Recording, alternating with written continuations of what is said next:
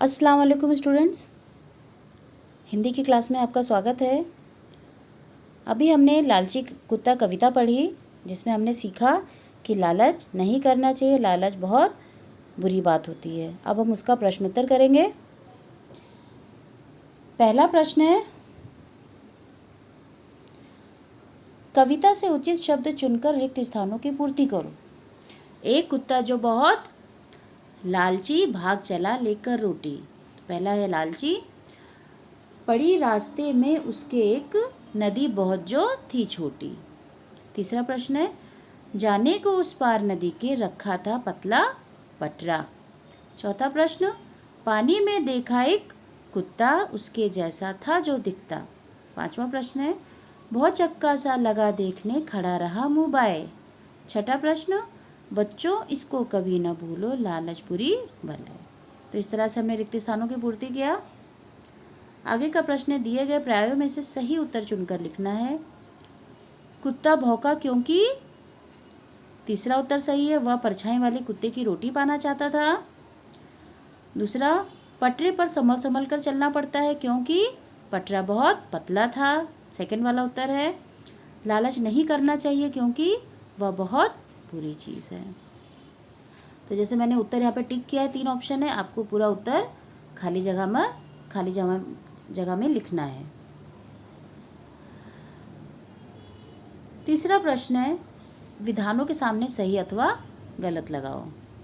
कुत्ते के मुंह में रोटी का एक टुकड़ा था। कुत्ते के मुंह में कुत्ते को रोटी पहले वो मिलती है, उसके बाद में वो उस रोटी को लेकर भागता है। तो कुत्ते के मुंह में रोटी का टुकड़ा पहले नहीं था, तो गलत होगा। नदी पर पक्का पुल बना था, गलत, कच्चा पुल था। पटरा पड़ा हुआ था लकड़ी का। पटरे पर संभल संभल कर चलना ज़रूरी था, सही। कुत्ता अपने लालच को रोक नहीं पाया, सही। कुत्ते को लालच का फल मिला, सही। आगे का प्रश्न है, चौथा प्रश्न। निम्नलिखित प्रश्नों के उत्तर एक एक वाक्य में लिखिए। कुत्ता कैसा था? कुत्ता बहुत लालची था। नदी पार करने के लिए क्या रखा था? नदी पार करने के लिए पतला पटरा रखा था। तीसरा प्रश्न है, पटरे पर संभल संभल कर क्यों चलना पड़ता था? पटरा पतला था और नीचे गिर जाने का पूरा खतरा था, यानी डर था। चौथा प्रश्न क्या है? कुत्ते ने नदी के पानी में क्या देखा? कुत्ते ने नदी के पानी में अपने जैसा दिखाई देने वाला एक कुत्ता देखा। उसने अपनी स्वयं की परछाई देखी थी। पांचवा प्रश्न, कुत्ता क्यों भौंका? दूसरे कुत्ते की रोटी पाने के लिए कुत्ता भौंका। छठा प्रश्न है, कुत्ते के भौंकने पर क्या हुआ? उसके मुंह की रोटी पानी में गिर गई। कुत्ते के लालच का क्या परिणाम हुआ? कुत्ता लालच के कारण अपनी रोटी भी गंवा बैठा। आठवां प्रश्न है, लालची कुत्ता कविता से क्या सीख मिलती है? लालच बुरी चीज़ है, इसलिए कभी लालच नहीं करना चाहिए। आगे का प्रश्न दिया है, कविता की निम्नलिखित पंक्तियों में उचित विराम चिन्ह लगाइए। विराम चिन्ह यानी जब हम कोई भी वाक्य पढ़ते तो वाक्य पूर्ण हुआ या अर्थपूर्ण है उसको, या प्रश्न सूचक चिन्ह है, उसके बारे में हमें बताया जाता है विराम चिन्ह के द्वारा। जैसे यहाँ पर विराम चिन्ह, बातचीत करते समय हम बीच बीच में कहीं कम कहीं ज़्यादा देर रुकते हैं। इससे सुनने वाला व्यक्ति हमारी बात को अच्छी तरह समझ पाता है। जब हम कुछ लिखते हैं तो इस कार्य के लिए कुछ चिन्हों का प्रयोग करते हैं, इन्हें विराम चिन्ह कहते हैं। मुख्य विराम चिन्ह कई प्रकार के होते हैं, जैसे पूर्ण विराम, जब वाक्य पूर्ण हो जाता है।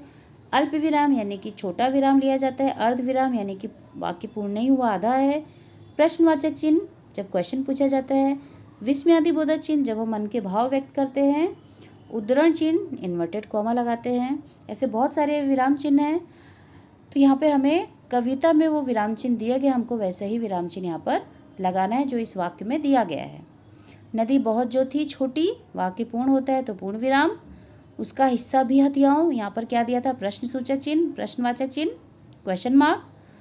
तीसरा, भौचक्का सा लगा देखने खड़ा रहा मुँह बाए। अब यहाँ पर भौचक्का सा लगा देखने अर्ध विराम आएगा, उसके बाद में खड़ा रहा मुँह बाए पूर्ण विराम। तो अर्ध विराम और पूर्ण विराम ऐसे लगाया जाएगा। चौथा प्रश्न, बच्चों इसको कभी ना भूलो लालच बुरी बलाए। तो बच्चों यहाँ पे विस्मयादिबोधक है, विस्मयादिबोधक आएगा, उसके बाद में इसको कभी ना भूलो अर्धविराम और लालच बुरी बलाए पूर्ण विराम। तो इस तरह से विराम चिन्ह का हम प्रयोग करेंगे। आगे का प्रश्न है, कोष्टक में से समान अर्थ वाले शब्द चुनकर लिखने हैं। लालची, लोभी, भौचक्का, चकित, नदी, सरिता, हिस्सा, भाग, पानी, जल, रास्ता, मार्ग। विरुद्धार्थी शब्द अपोजिट वर्ड, छोटी, बड़ी, पतला, मोटा, पूरा, आधा, बुरी, अच्छी। तो इस तरह से हमने इसके प्रश्नोत्तर भी देखे और कविता की व्याख्या भी देखी और उससे हमने सीखी कि हमें लालच नहीं करना चाहिए। तो मैं आशा करती हूँ कि आपको ये कविता और उसका प्रश्नोत्तर समझ में आ गया होगा। धन्यवाद।